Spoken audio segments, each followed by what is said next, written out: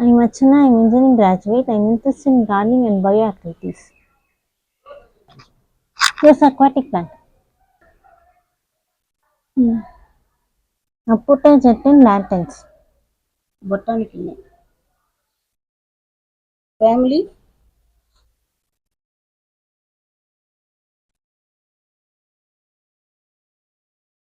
Family Apotea Gynaeceae.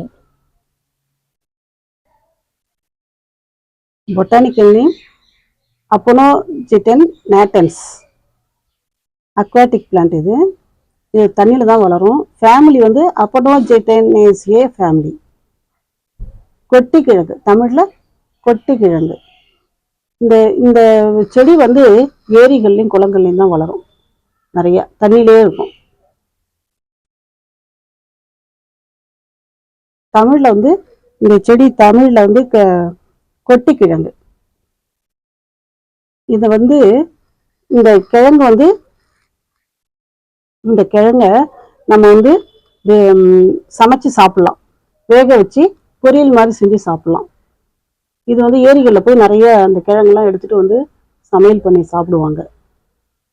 இந்த கொட்டிக்கிழங்கு வந்து தமிழ் பாடல்ல வருது. கம்பருடைய பாடல்ல இந்த கொட்டிக்கிழங்கு வரும். இந்த கொட்டிக்கிழங்கை பத்தி ஒரு பாட்டு வரும். அது என்னன்னு சொல்லிட்டாருச்சுன்னா, இந்த கொட்டிக்கிழங்கை பத்தி கம்பர் பாடல்ல வரும். அந்த பாடல் வந்து அம்பிகாபதி அமராவதியை பத்தி பாடினது. அம்பிகாபதி அமராவதியை பத்தி இந்த ஒரு பாட்டு பாடுவார். கவி அரங்கம் நடக்கும்.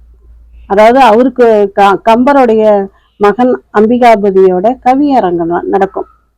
கவிதை அரங்கேற்றும் போது பாட்டு பாடணும், 100 பாட்டு பாடணும் அவரு. அப்போ வந்து அவர் என்ன பண்றாரு, அமராவதியை பத்தி பாடுறார். உடனே ஒட்டக்கூத்தர் அதை தவறா புரிஞ்சுக்குவார. அதுக்காக கம்பர் அதை மாத்தி பாடுவார். கம்பர் எப்படி மாத்தி அந்த பாட்டை பாடுவார்னா, இவர் வந்து இட்ட அடி நோக, அம்பிகாபதி பாடுறாரு, இட்ட அடி நோக எடுத்த அடி கொப்பளிக்க வட்டில் சுமந்து மருங்காசையன் பாடுறாரு. உடனே அது ஒட்டக்கூத்தருக்கு தெரிஞ்சிடுமா, புரியும், அர்த்தம் புரியும். நீ அமராவதி இப்பதானே பாடுற அப்படின்னு சொல்லி கேட்டுட்டு வரல, தவறா பாடிடுறாருல. உடனே கம்பர் அதை மாத்தி எப்படி பாடுறாரு, கொட்டி கிழங்கோ கிழங்கு கொட்டி கிழங்கோ கிழங்கு என்று கூவால் நாவில் என்று பாடுறாரு. பாடும்போது அப்ப சரஸ்வதியை வேண்டி பாடும்போது, சரஸ்வதி கொட்டி கிழங்கு விற்கிற மூதாட்டி மாதிரி கிழங்கு கூட எடுத்துக்கிட்டு வித்துக்கிட்டு வருவாங்க.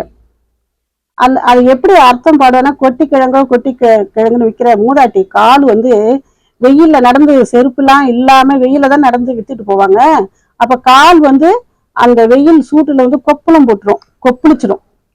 அந்த அர்த்தத்துல கம்பர் பாடுவாரு.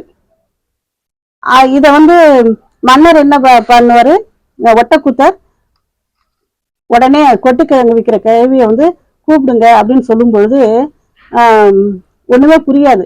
கம்பர் உடனே சரஸ்வதி வேண்டி இருக்கும்போது கொட்டிக்கிழங்கு விற்கிற மூதாட்டி அந்த கொட்டிக்கிழங்கு கூடையோட உள்ள வருவாங்க. அப்ப அது சரஸ்வதி காப்பாத்திட்டாங்கல்ல கம்பரை. அப்போ வந்து அது உண்மைதானே, கொட்டிக்கிழங்கு எடுத்து வந்து வச்சிருவாங்க. உடனே அதை மன்னர் வந்து அதை வாங்கிட்டு வெளியே அனுப்ப சொல்லுவாங்க. அவங்க வெளியே போயிடுவாங்க. அப்படி ஒரு கதை இருக்கு இந்த கொட்டிக்கிழங்குக்கு. இப்படி நம்ம தமிழ்ல கம்பர் பாடி இருக்கிறார் கொட்டிக்கிழங்கை பத்தி. அந்த கிழங்கு தான் இந்த கொட்டிக்கிழங்கு, அந்த செடி தான் இது. அழகா இருக்குல்ல இந்த பூ, எவ்வளவு அழகா இருக்கு பாரு.